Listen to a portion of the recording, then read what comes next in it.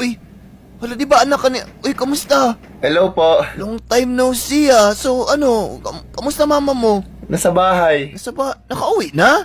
Di ba na-aksidente yun nung isang araw daw na 50-50 yung buhay? Sabi nila hindi na daw yun maliligtas, buti naman nakasurvive. Sabihan mo ang nanay mo mag-ingat next time, magtingin-tingin sa paligid bago tumawid sa kalsada. Tatay mo? Nasa bahay din po. Bahay, di ba nasa abroad? Nag-abroad yun di ba last week? Umuwi agad? Buti nakauwi siya kaagad para makita niya yung misis niya na na-admit. Okay.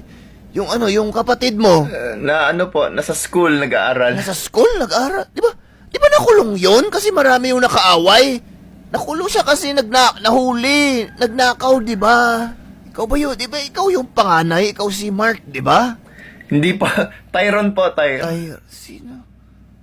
Kaninong